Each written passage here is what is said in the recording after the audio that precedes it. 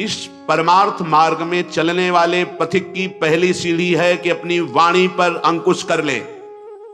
वांग निरोधो योगस्य प्रथमम द्वारम, मौन का आश्रय ले लो। ज्यादा बोलने का अभ्यास ही नहीं होना चाहिए। बड़े अपराध बन जाते हैं, निंदा स्तुति बन जाती है, दोष दर्शन होने लगता है, वो साधक गिर जाता है। मौन का स्वभाव बनाना चाहिए। जड़ मौन यहां वृंदावन में ठीक नहीं।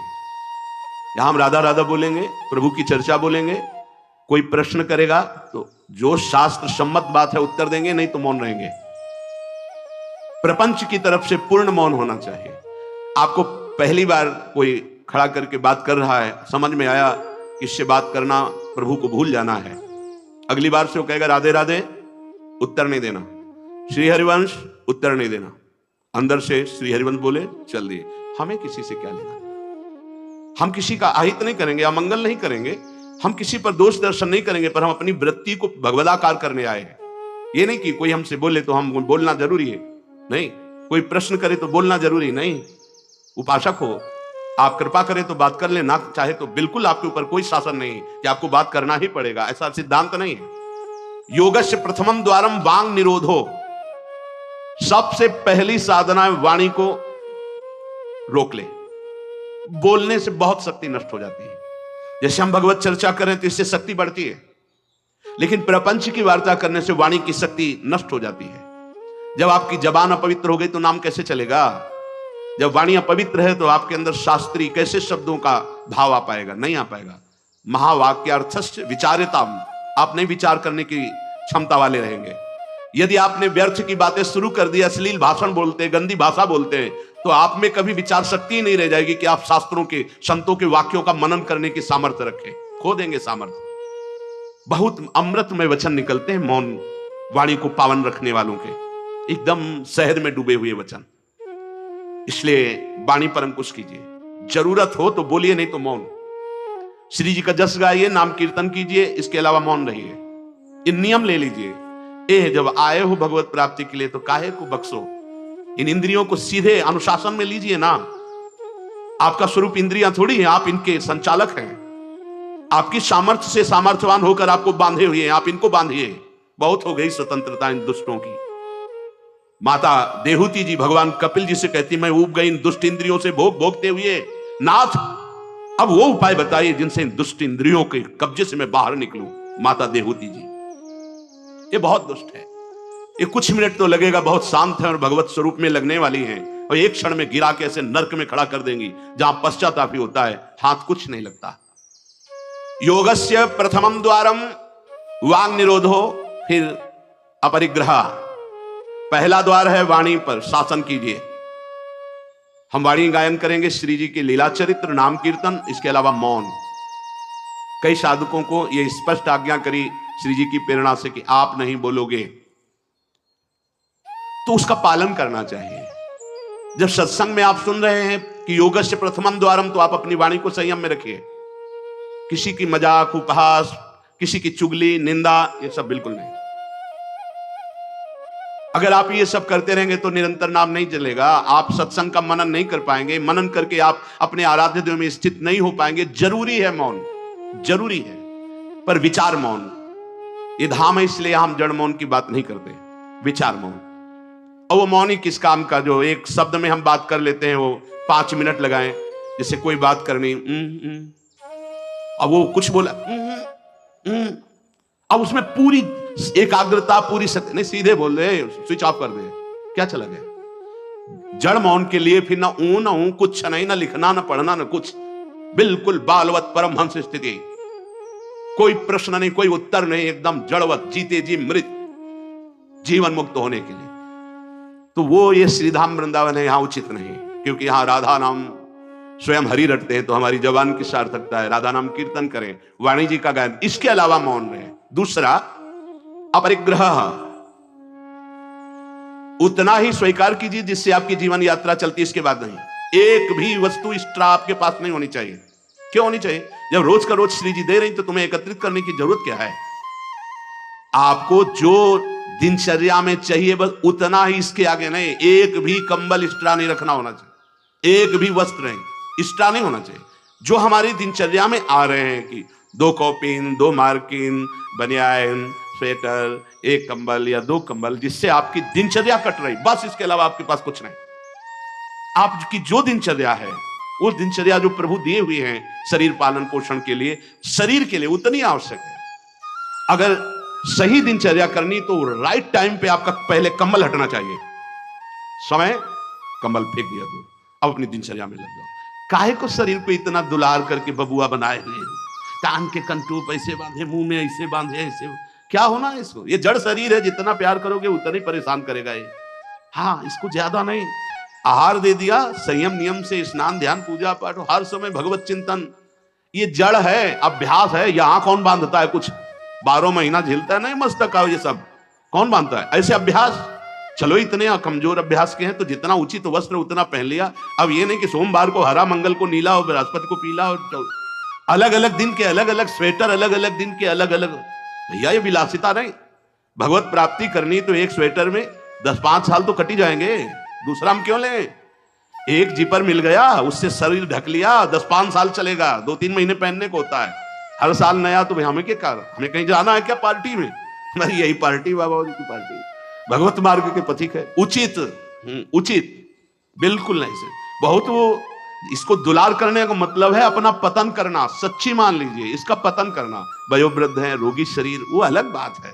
थोड़ा तो आनंद लीजिए प्रकृति का वार सहने का। अगर शरीर रुग्ण नहीं है, जवान शरीर हो रहे, ब्रह्मचारी हो, आग है अंदर, सहो हर प्रकृति के वार को। गर्मी सर्दी बरसात भूख प्यास, सच्चिदानंद में स्थित हो जाओ, तुम्हारा बाल बांका भी कोई नहीं कर सकता। अब मार दिन में 50 बार शीशा देखना, अब वो फंसाएगा कि नहीं फंसाएगा? चेहरा फंसाएगा ना। तिलक के सिवा दोबारा शीशा नहीं देखना चाहिए। इस देहाभिमान के राग को काटना कि पुष्ट करना है। जय बार निकले तय बार देख करके हर सेटिंग किसको दिखा रहे हो यार? क्या तुम किसी को लुभायमान करना चाहते हो क्या? हरि को? तुम्हारे इस पार्थिव शरीर पर लुभायमान होने वाले नहीं, और जो लुभायमान होगा तुमको नष्ट कर देगा। तो हमें इसको बिगाड़ के रखना है, इसको सजा के नहीं, भगवत प्रसादी आदि लगाए। हमारा देहाभिमान बार बार हमको गिराने की कोशिश करेगा। ये हम जो हंसी मजाक में भी करें, इसको अच्छे से समझना।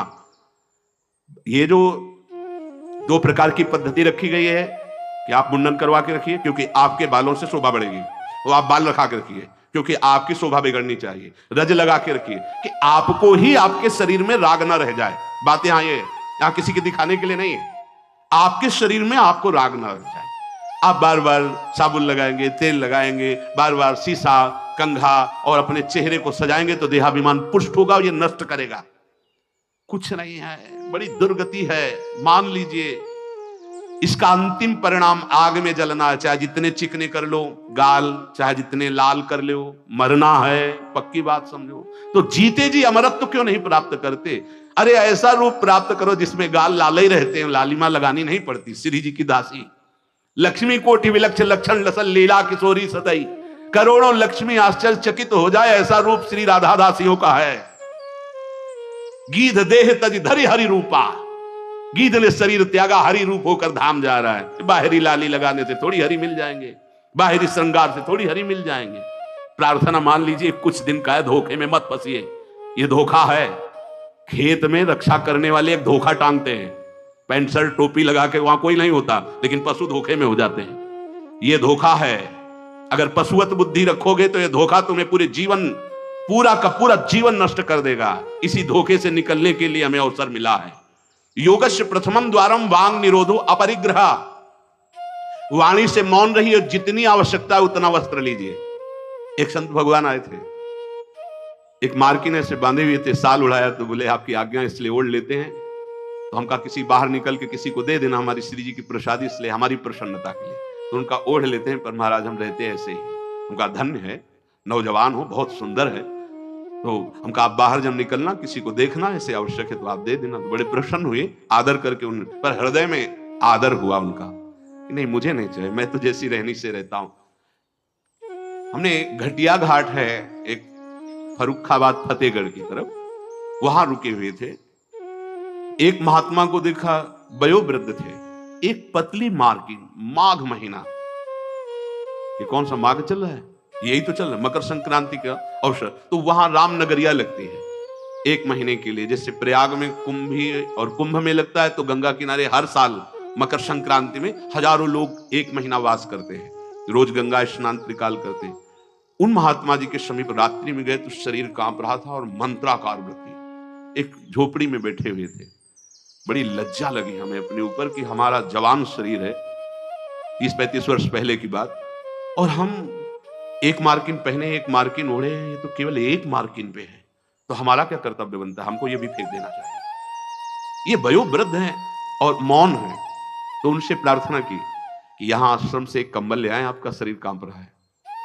ऐसे मुस्कुराया नहीं, वो चोट पे चोट लग रही थी कि धिक्कार हमारे जीवन को, ये वयोवृद्ध होकर इतना तितिक्षापूर्ण जीवन, और हम जवान होकर के इसको सह नहीं पा रहे। आप सच्ची मानना, जो तितिक्षापूर्ण है बहुत जल्दी भगवत साक्षात्कार होता है।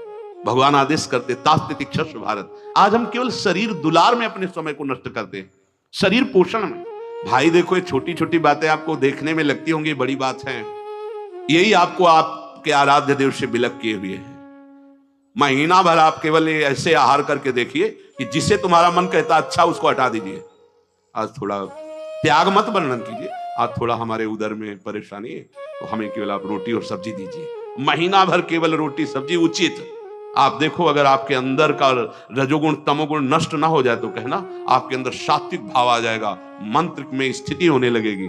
अब आप, हमने देखा है जैसे गुलाब जामुन, कचौड़ी, पकौड़ी, ये सब कहीं जैसे भिक्षान्न में मिली भी और भरपेट पा लिया, तो वो रस नहीं आया भजन में। जो एक सूखी रोटी ऐसे चबा के गंगा जल पी करके जो रस आता है ना, वो नहीं आता है। सच्ची मानिए, पहले के बड़े बड़े भजनानंदी महापुरुष अपने जीवन को ऐसे ही।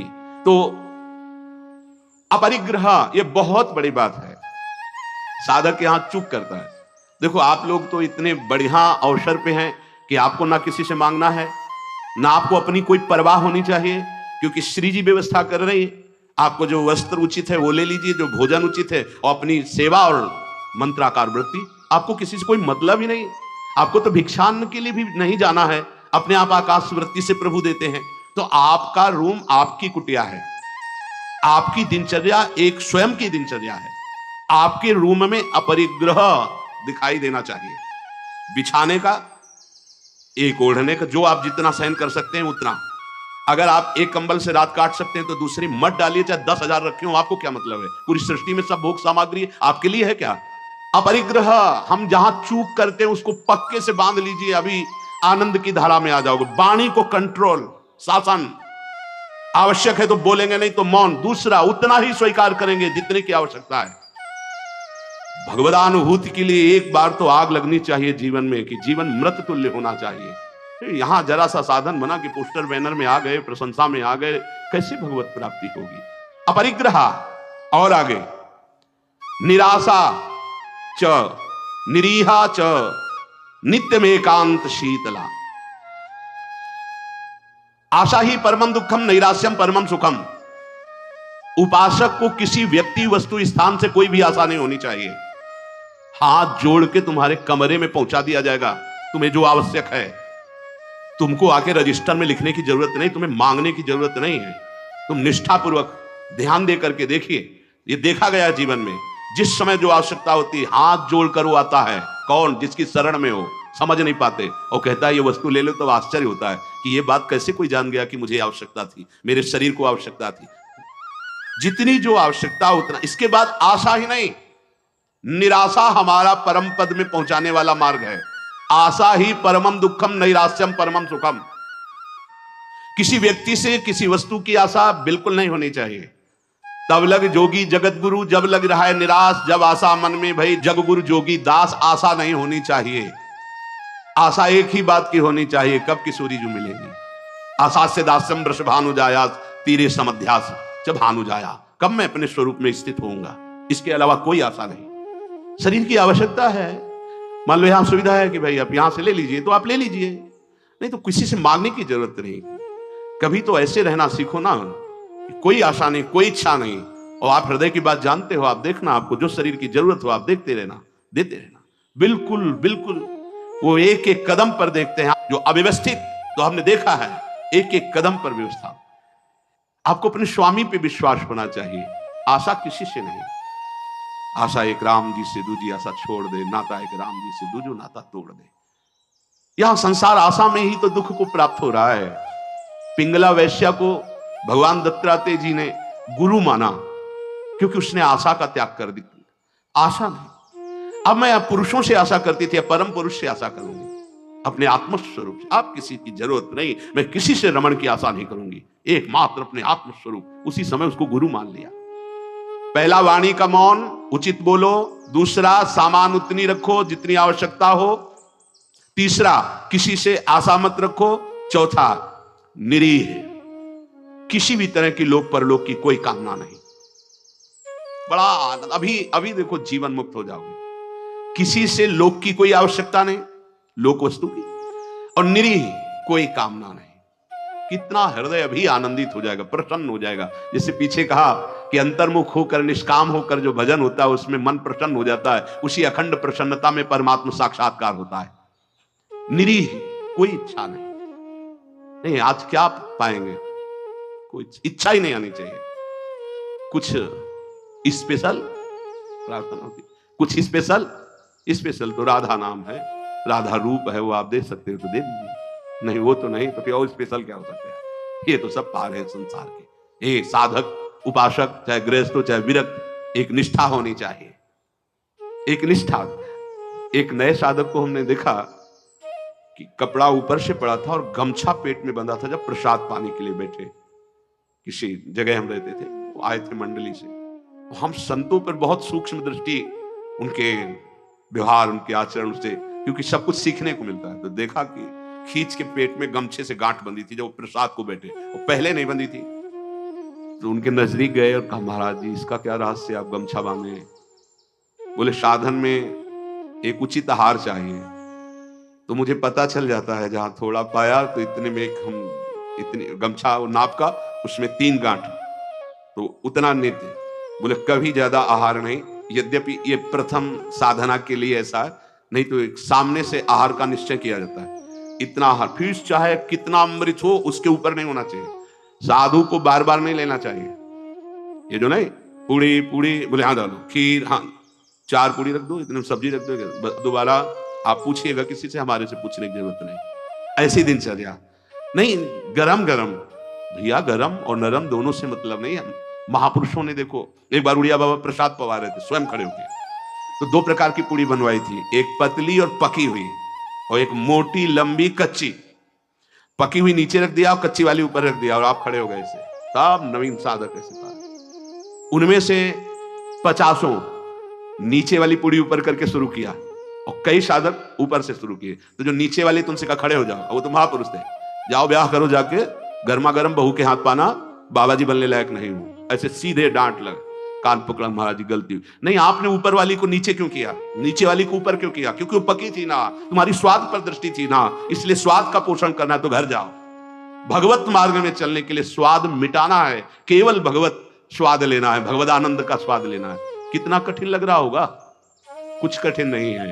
जब लक्ष्य बन जाता है भगवत प्राप्ति, तो सब सहज हो जाता है। नहीं खान पान ते भावे है, नहीं कोमल वसन सुहावे है, सब विषय लगे ते खारा है, हरि आशिक का मग न्यारा है। समझो इस बात को। यहां इतना डबल होता जा रहा है शरीर, चर्बी बढ़ती जा रही है, पीछे भी पेट में भी, कि आसन में अगर कहा जाए पद्मासन में 20 मिनट बैठो तो बैठने की हिम्मत नहीं रह गई, तो क्या साधना करोगे? बिल्कुल ये बात होश में रखिए, शरीर को बढ़ावा देना बिल्कुल अपना नाश करना है। उचित आहार ऐसा कि पाने के बाद तुरंत आसन में 1 घंटे बैठना पड़े तो आपको कोई परेशानी न हो। मान लीजिए आप उदर नहीं हैं, आप प्राण नहीं हैं, आप रसेंद्री नहीं हैं, आप मन नहीं है, उचित आहार दीजिए, रात दिन भजन में लगी, अभी सात्विक भाव आ जाएगा। सात्विक भाव नहीं आ रहा। ईमानदारी से देखिए आप कितना समय मोबाइल में नष्ट करते हैं, जिनके पास मोबाइल है, ईमानदारी से देखिए आप कहीं अंतर्मुख अध्यात्म की वृत्ति से युक्त हो पाएंगे? आप रजोगुणी भोजन करते हैं, आप टच वाला मोबाइल रखते हैं, आप अधिक समय उसमें, भले आप इधर उधर, क्या समय नष्ट कर रहे हो। एक एक सेकंड इतना है। जब कोई जरा सी व्यर्थ की बात करता है तो चिड़चिड़ाहट पैदा होती कि ये तुम अपना समय नष्ट कर रहे हो, समय नष्ट कर। अरे जितने सेकंड में हम राधा राधा बोलते उतने में तुमने व्यर्थ बात सुना दी, व्यर्थ बात।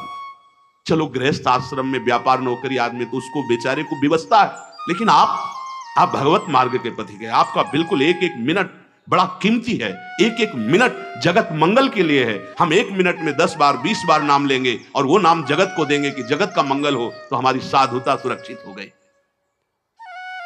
निरीह इच्छा रहित और नित्य में एकांतशीलता, नित्य एकांत में शांत भाव से, शीतल भाव से। एकांत बहुत खतरनाक है नवीन उपासक के लिए, यह अनुभव की बात है। जहां आप अपने कमरे में जाएं तो समाज से ज्यादा सावधान हो जाएं। पक्की बात कह रहा हूं। समाज में तो बहुत शालीन गंभीर स्वभाव अपने को रखना ही पड़ेगा, क्योंकि हजारों की दृष्टि है। एकांत में किसी की दृष्टि नहीं है, उसकी दृष्टि है जिसके लिए आप बाबा जी बने हो या जिसके लिए आप भगत बने हो। अब एकांत आपका कहां जा रहा है वो खुद देख रहा है। जो शास्त्र शीर्षा पुरखा सहस्राक्षा सहस्त्रपात, वो प्रभु देख रहा है कि तुम्हारी एकांत में प्रिय वस्तु क्या है। मोबाइल, सांसारिक नौटंकी नाटक, या विषय चिंतन, या विषय क्रिया, वो देख रहा है। और अगर आप एकांत में शास्त्र स्वाध्याय कर रहे हैं, नाम जप कर रहे हैं प्रभु के लिए, तो वो देख रहा है, वो भी देख रहा है। इसलिए प्रार्थना है नित्य में एकांतशीलता। आपका स्वभाव एकांत में बहुत ही सावधानी पूर्वक समय कटने वाला हो। एकांत साधु का सही तो परमार्थिक। कैमरे के आगे तो सब सही बोलेंगे, सही देखना होगा, सही हरकत में रहना होगा। एकांतिक आपकी हरकत क्या है, एकांत में आपका चिंतन क्या है, यही खास बात होगी। दो मुखड़े होते हैं, एक होता है सामाजिक, एक होता है एकांतिक। सामाजिक से भी एकांतिक सावधान साधु का मुखड़ा होता है, और साधु का समाज में बहुत बढ़िया और पीछे कुछ और होता है। हर एक व्यक्ति की बुद्धि में दो बुद्धि होती है, एक होती सुमति, एक होती कुमति। एक होती दैवी संपदा को वर्धन करने वाली सुमत, एक राक्षसी संपदा को। अर्थात कुछ ऐसे मुखड़े होते हैं जिनका एक मुखड़ा तो देवता होता है, दूसरा राक्षस होता है। अगर एकांत में तुम्हारा चिंतन, तुम्हारा आचरण, तुम्हारा विचार, तुम्हारी क्रियाएं कुमति के द्वारा हो रही हैं, तो सामने देवता बनोगे और पीछे राक्षस बनोगे। ये दुमुही चाल भगवत प्राप्ति के लिए बहुत बाधक बात है। जो तुम्हारा एकांत वही समाज, जो समाज वही एकांत। हम इष्ट और गुरुदेव के सीसी कैमरे में हर समय रहते हैं। हमारा इष्ट और गुरुदेव हर समय मुझे देख रहा है। दरवाजा बंद करने पर हम एकांत नहीं हो गए, वो गुरुदेव की दृष्टि है, हमारे आराध्य देव की दृष्टि। हमें पहले सोचना चाहिए, कुछ करने के पहले, कुछ देखने के पहले, कुछ सोचने के पहले, कि अंतर और बाहर दोनों जगह मेरे गुरुदेव सुन रहे हैं, देख रहे हैं, मेरे आराध्य देव सुन रहे हैं, देख रहे हैं। इसलिए नित्य में एकांतशीलता, एकांत में बहुत शीलवान, धैर्यवान, विनम्रता पूर्वक अपने मन को समझा करके केवल प्रियालाल में लगाना। एकांत स्थितिरिंद्रियो परमणे हेतुर्दमश्चेतसः संरोधे कर्णम समेनो विलयम यायादहम वासना। एकांत में रह करके बढ़ी हुई इंद्रियों के वेग का दमन करता है साधक, क्योंकि एकांत में इंद्रियां बहुत प्रबल हो जाती है। मन, इंद्रियां, खास जिस समय आप शयन करने जाते हैं उस समय बहुत सावधान। जब तक नींद ना आवे तब तक माला चलना चाहिए। उस समय मन के चक्कर में मत पड़ना, ये अनुभव की बात कहते हैं। जब तक आपको नींद ना आवे तब तक बैठ जाइए, माला चलाना शुरू कर दीजिए। शयन के समय खास, जिस समय आप अपने कक्ष में गए शयन करने, मोबाइल हो तो सबसे पहले कमरा बंद करने के पहले स्विच ऑफ करो, उसको बंद करो मोबाइल को। प्रार्थना मान लेना, अगर प्रार्थना मान लोगे तो प्रार्थना करने योग्य हो जाओगे। गेट बंद होने के पहले स्विच बंद होना चाहिए मोबाइल का। अब अपने कमरे में शयन के लिए गए हैं तो माला हाथ में लेकर बैठ जाओ। जब नींद आने लगे तो और धन्यवाद है कि माला छाती से लगा हुआ सो गए, धन्यवाद। अगर ऐसा नहीं है तो नींद आ गई है तो माला विराजमान किया, बिल्कुल नींद में जा रहे हैं, अब चले गए। थोड़ा भी समय इसको मनन करने का मत दीजिए उस समय, नहीं तो ये दिन भर साधन में लगाया गया है, उस समय कोई असाधन सोचवा देगा या करवा देगा। बहुत ये पॉइंट की बात है, समझ लेना। ये देखा गया है हृदय में, उसी बात को कहा गया जब साधन काल में देखा गया है, हृदय में देखा गया कि फिर मन उस समय मतवाला होता है कि अब तो पूरे दिन हम साधन ही तो की, तो 5 मिनट की मुझे छूट दे दो। लेकिन नहीं, उस समय कठोरता पूर्वक इसको साधन में और जब नींद आ गई तो शयन कर, जब उठे तो फिर वैसी दिनचर्या प्रारंभ कर दी। तब मन भगवदाकार। एकांत स्थिर इंद्रियो परमणे हेतुर्दमश्चेतसः। एकांत में साधक अपनी इंद्रियों का दमन करे, बढ़ावा ना दे। देखो क्या साधन है। पहले दर्शन होते थे संत भगत भागवत जन, अब भी कुछ महापुरुष भी होंगे, यहां ठाकुर जी की छवि या गुरु जी की छवि, यहां से स्मार्ट मोबाइल लगा रहता है छाती में, स्मार्ट मोबाइल। ए भैया ठीक है, व्यवहार काल के लिए यदि तुम्हारी कोई आवश्यकता हो, तुम बहुत व्यवहार में, तो हम नहीं। अच्छा बताओ आपको क्या जरूरत है? राष्ट्रपति से बात करनी है क्या आपको? किस विधान में आपको कपड़ा बेचना है, अनाज बेचना है? आपको काम क्या है?